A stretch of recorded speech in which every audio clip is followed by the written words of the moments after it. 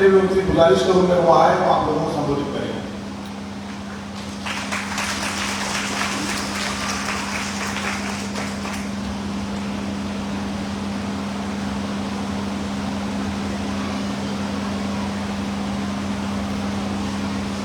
आज यहाँ पर इस महिला मेघालय के मौके के ऊपर मौजूद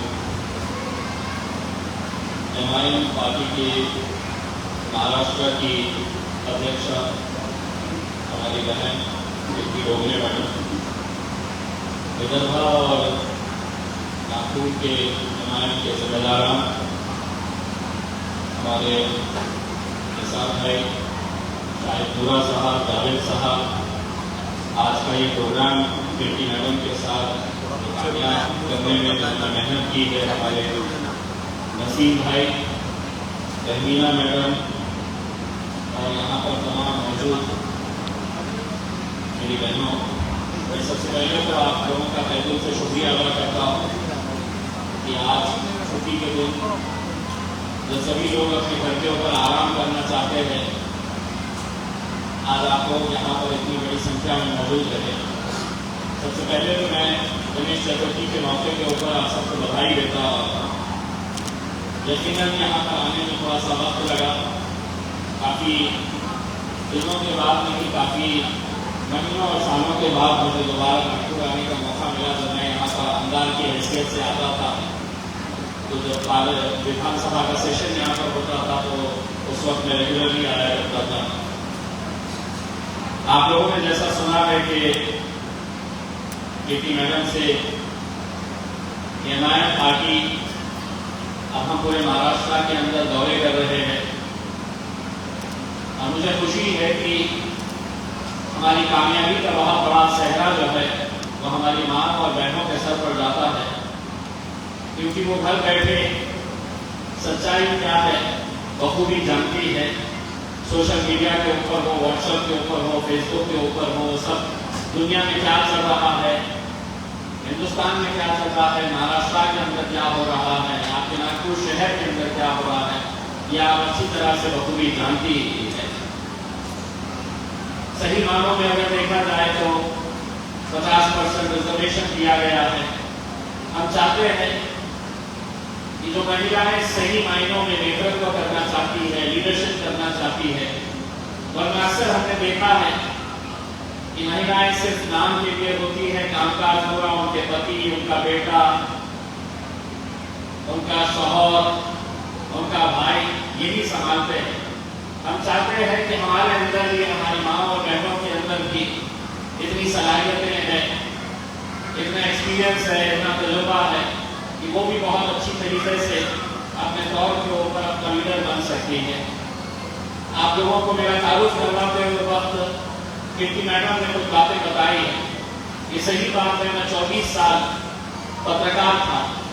मैंने 12 साल अपने जीवन के लोकमत अखबार में एक पत्रकार की हैसियत से काम किया। उसके बाद के 12 साल में एनडीटीवी चैनल का पुणे में पश्चिम महाराष्ट्र का हेड हुआ करता था। एक दिन अचानक ऐसे दिमाग में आया कि कब तक खबरों के पीछे दौड़ते रहोगे, खुद खबर बन जाओ। तो राजनीति के अंदर कदम रखा और फर्क ये हो गया कि मेरे हाथ में जो माइक हुआ करता था और मैं लोगों से इंटरव्यू लेता था, मेरा रोल बदल गया। लोग मेरे सामने आ गए इंटरव्यू लेने के लिए। ये बदलाव मैंने अपने आप के अंदर पैदा किया। एक वक्त ऐसा था कि मैं महाराष्ट्र के बड़े बड़े नेताओं का इंटरव्यू लेने के लिए जाता था तो 2-2 घंटे उनके दफ्तर के बाहर मुझे बैठना पड़ता था। आज अल्हम्दुलिल्लाह वो मेरा नाम सुनते हैं और खुद दरवाजा खोलकर मुझे अंदर बुलाते हैं। ये अपना यकीन था कि हम क्यों नहीं, मैं क्यों नहीं। मैं जब राजनीति के अंदर आने का फैसला किया तो बहुत सारे मेरे अपने लोग कहते थे कि नहीं साहब, मुमकिन ही नहीं है, क्योंकि राजनीति के अंदर पैसा लगता है, ताकत लगती है, गुंडागर्दी करनी पड़ती है, ये सब चीजें हम कहाँ करेंगे। लेकिन मुझे खुशी है कि महज 22 दिन पहले 2014 में मैंने ये फैसला लिया कि मैं औरंगाबाद से विधानसभा लोग मुझे देखते थे और हंसते थे कि 22 दिन पहले ये बंदा पुणे में काम करता था, औरंगाबाद वापस आया और 22 दिन पहले कह रहा है कि मैं इस शहर का आमदार बनूंगा, एमएलए बनूंगा। लोग मेरे ऊपर इल्जाम लगाते थे कि कुछ ना कुछ तो इसकी सेटिंग हो गई है, किसी ने इसको खड़ा किया है। लेकिन मैं पूरी ताकत के साथ उतरा और मेरे खिलाफ जो लड़ने वाले थे तीनों के तीनों आमदार थे। एक शिवसेना का आमदार था, एक भाजपा का आमदार था और एक कांग्रेस का आमदार था। और मैं 22 दिन पहले कोई राजनीति का अनुभव नहीं, पत्रकारिता के 24 साल गुजारने के बाद आया और ऐलान किया कि लड़ूंगा, लड़ लिया। और मुझे खुशी है इस बात की, अल्हम्दुलिल्लाह 22 दिनों के बाद जब फैसला आया तो तीनों वो आमदारों को हराकर एक नया आमदार औरंगाबाद से तैयार किया, जिसका नाम इम्तियाज जलील। 2019 के अंदर जब सारे लोग कहते थे कि ये तो गलती से चुनकर आ गया है, अब कहता है कि एमपी बनूंगा, फिर लोग मुझ पर हंसते, फिर लोग मुझ पर ताने कसते, फिर लोग मुझ पर इल्जाम लगाते, कहते कि कैसे मुमकिन है। एमपी का इलेक्शन मतलब ये है कि तकरीबन 20-22 लाख लोगों की कॉन्स्टिट्यूएंसी, हजारों से गांव, कई हजारों से आपके पोलिंग स्टेशन, और फिर 2019 के अंदर ये दीवाना कहता है कि मैं एमपी का इलेक्शन लड़ूंगा। लोग फिर हंसते मेरी तरफ देखकर। मैंने लड़ा 2019 का और मुझे फख्र है इस बात का कि 2019 के अंदर हमने और बाबा साहब अम्बेडकर ने साथ में मिलकर इलेक्शन लड़ा। पूरे महाराष्ट्र से इकलौता एक मुस्लिम एमपी चुनकर आया और वो इम्तियाज जलील आपके सामने आकर खड़ा है। यानी कि अगर आपके हौसले बुलंद है तो आप क्या नहीं कर सकते हैं।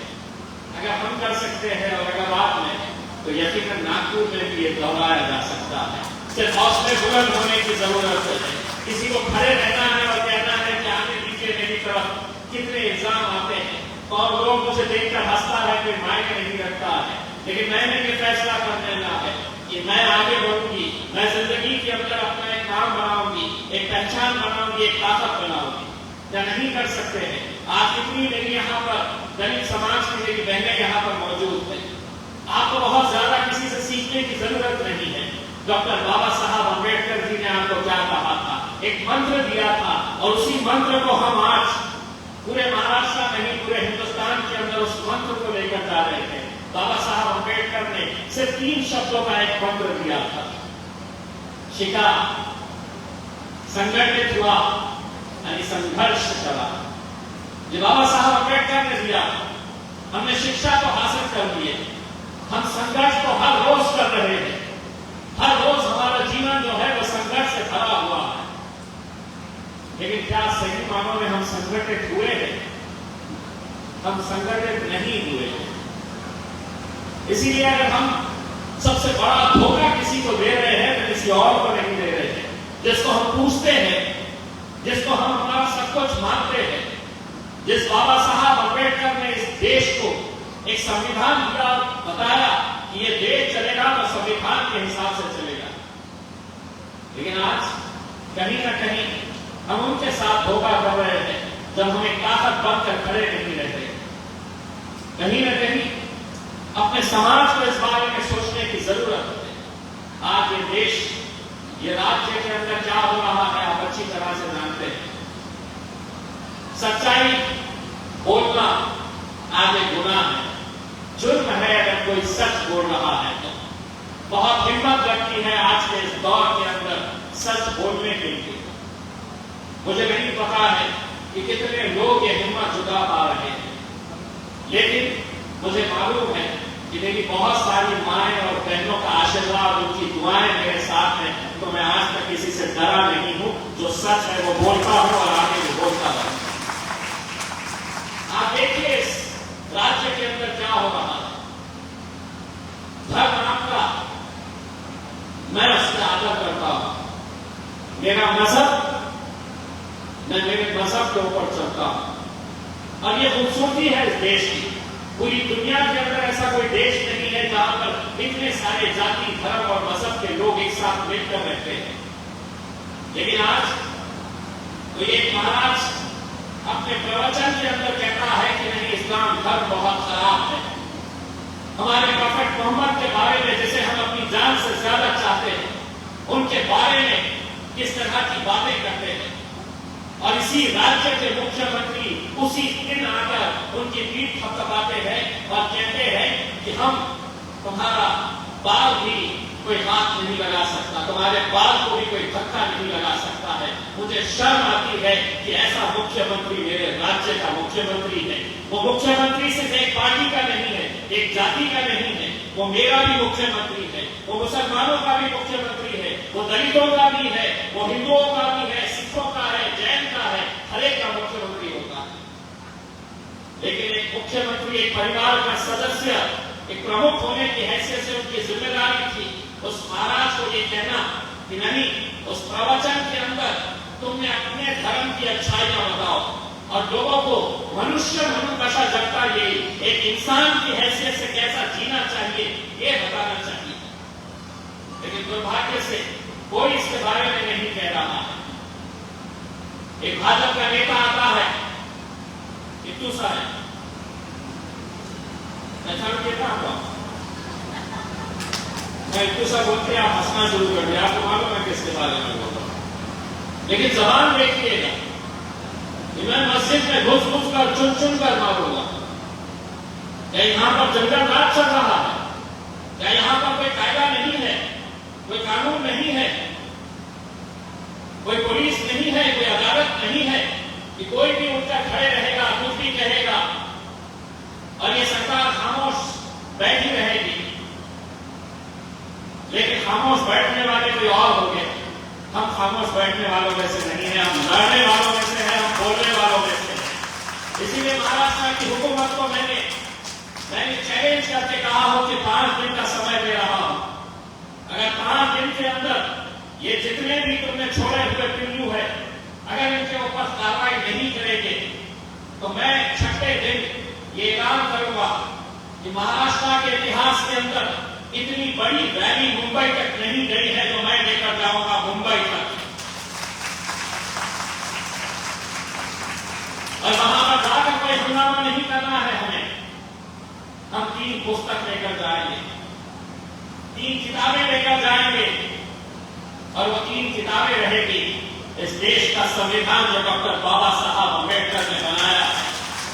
वो संविधान की पुस्तक हम महाराष्ट्र के मुख्यमंत्री एकनाथ शिंदे साहब, महाराष्ट्र के उप मुख्यमंत्री देवेंद्र फडणवीस साहब, महाराष्ट्र के उप मुख्यमंत्री अजित पवार साहब को देंगे और उनको ये कहेंगे कि अगर ये देश चलेगा तो इस संविधान के हिसाब से चलेगा, तुम्हारी गुंडागर्दी के हिसाब से ये देश नहीं चल सकता है, तुम्हारी दादागिरी के हिसाब से ये देश नहीं चल सकता है।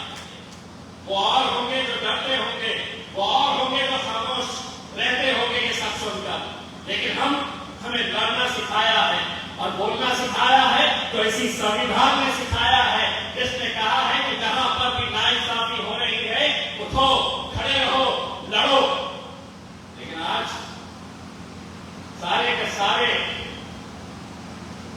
उनका एक वो छोटा जो प्यादा है देवेंद्र फडणवीस साहब ने जैसे छोड़ा है, उसका भाई कहता है कौन इम्तियाज जलील, कौन इम्तियाज जलील?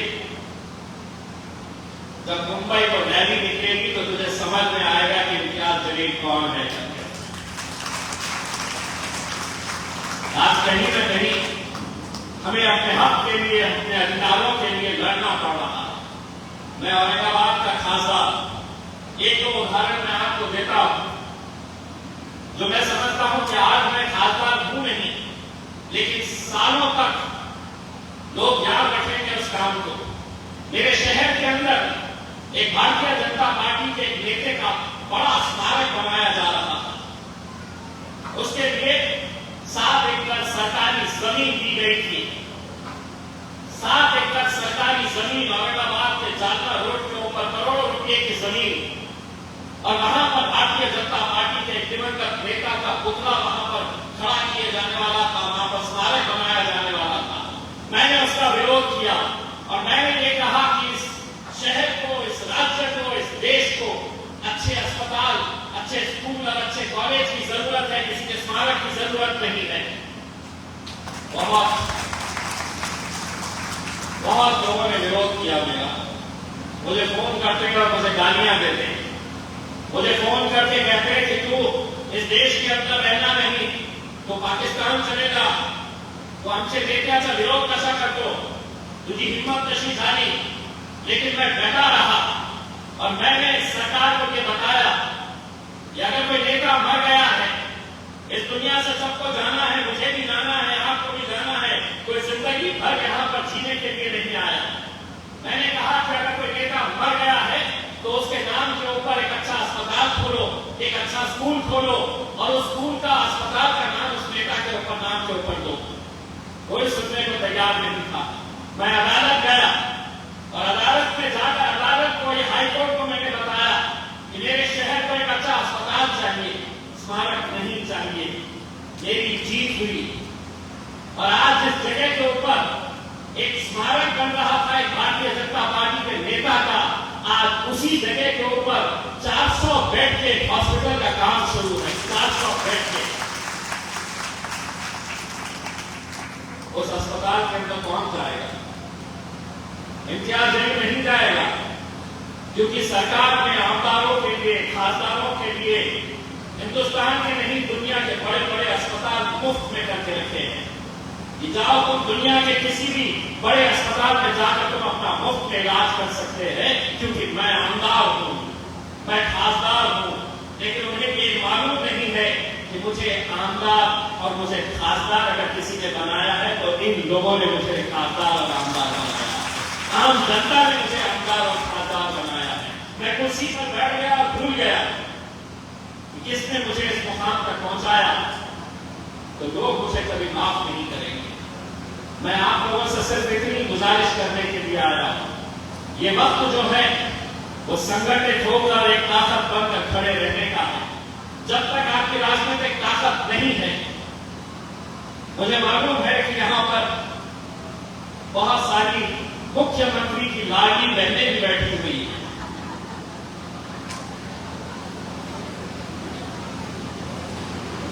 इतने सालों से किसी की उम्र 20 साल होगी, किसी की 25, किसी की 30, किसी की 40, कोई 50, 60। बहनों का ख्याल पहले क्यों नहीं आया? लोकसभा के इलेक्शन हार गए, एकदम अचानक ख्याल आ गई मेरी बहनें हैं, और बहनें नहीं, मेरी लाडली बहनें हैं। 1,500 रुपये में लाडली। दरअसल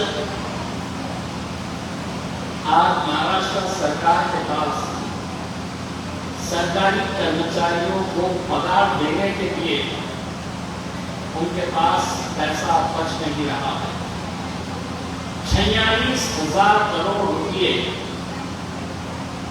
हर महीने, 46,000 करोड़ रुपये हर महीना देना किसी भी राज्य सरकार के अंदर इतनी ताकत नहीं है। यानी इसका मतलब यह है कि आपका लाभ कब तक किया जाने वाला है, समझ में ना पड़ा? जब आएंगे ना पूछना उससे, तब तक मेरा लाभ चलते रहता बोल रहे 1,500 वाला। जवाब सबको मालूम है क्या है करके, लेकिन चलो आ रहा है, लाभ करवा के ले लो जितना करवा सकते हैं। लेकिन एक सौदा किया जा रहा है, और मैं नहीं कह रहा हूं। एक अमरावती में एक उनकी